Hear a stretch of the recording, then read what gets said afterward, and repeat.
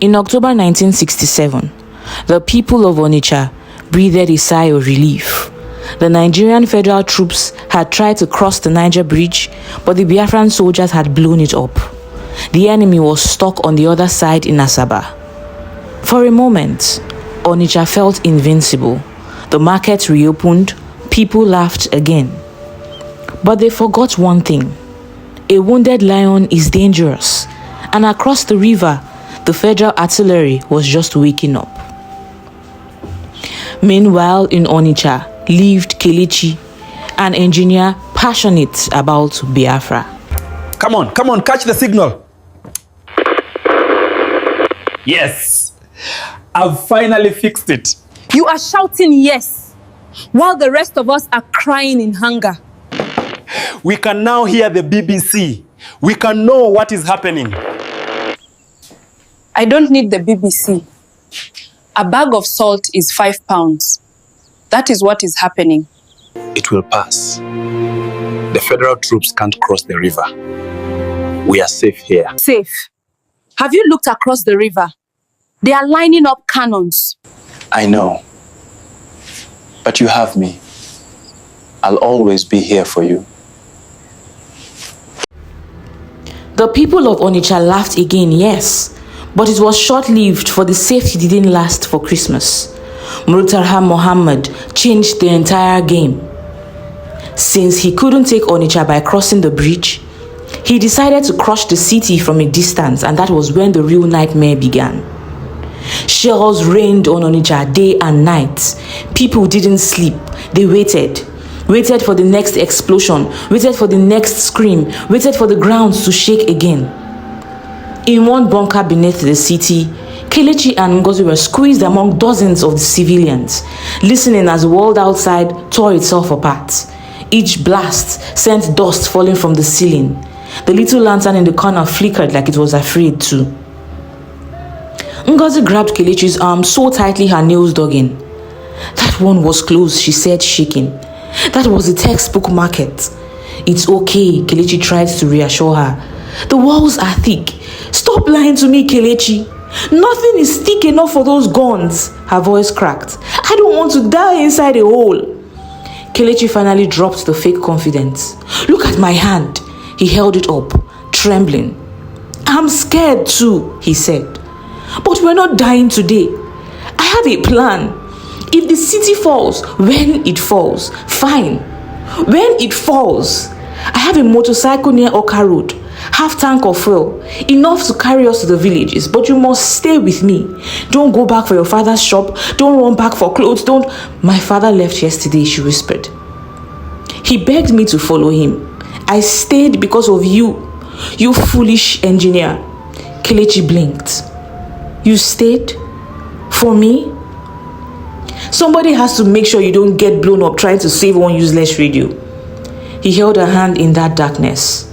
Not romantic, just two people holding on because everything else was crumbling. The bombardment continued for weeks. The great Onitsha market, once the pride of West Africa, became bones of twisted iron. But Onitsha people refused to bow. They lived in the ruins, they cooked in the rubble, they buried their dead, and they kept moving. But courage cannot stop strategy. By March 1968, the federal troops pulled off the impossible. They crossed the river far upstream and downstream, completely outflanking the defenders, and Onitsha became surrounded. And then came March 21st, 1968, the day the city finally broke. Gunfire was no longer far away. It was inside the streets, inside the compounds, inside people's ears. The defense lines at Dennis Memorial Grammar School collapsed and everything turned into chaos. Even those in the bunkers were no longer safe. From the bunkers, they all ran out through the smoke and gunshots for their safety. They were all scattered around. No one knew where the other was. Kelechi ran through the smoke, shouting one name. Ngozi! Ngozi! He reached her house. The gate was broken. He rushed inside. She was in her room, shaking, packing food into a bag. Leave the bag, he shouted. We have to go. They are already at New Market Road. I have rice. We need food for the road. He grabbed her shoulders. The dead don't eat rice. Move. That was all she needed to hear. They ran. Obunigwe mines shook the earth like thunder. Walls cracked. Smoke was everywhere. When they reached the motorcycle at Oka Road, Kelechi kicked the starter. Nothing. He kicked again. Still nothing. Kelechi, she whispered, "Shut up, it will start." His kicks became desperate. He started crying, not out of fear, but frustration. The sound of soldiers chanting was getting closer. He whispered to the machine like it could hear him, "Please, please."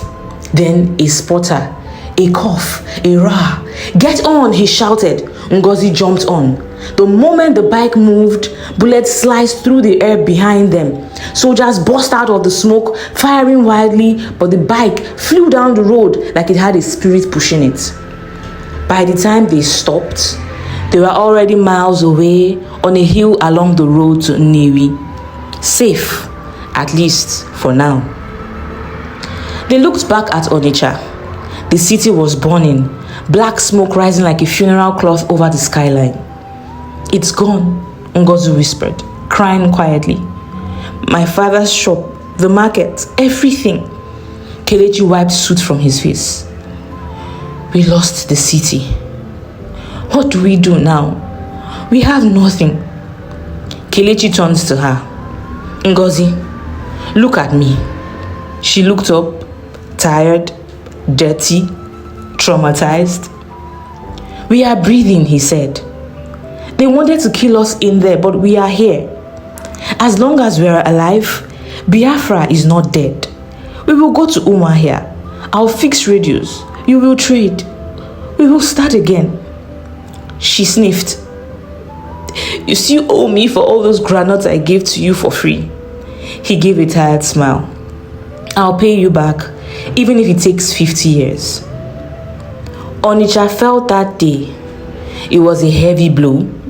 The federal government thought capturing the city would end the war. They were wrong, because people like Kelechi and Ngozi and millions of others refused to break. They moved inland, they rebuilt, they survived. Onitsha didn't just burn, it revealed something. It revealed the spirit of a people who lose everything and stand up anyway. It revealed the spirit that says, "You can burn my house, but you cannot burn my name."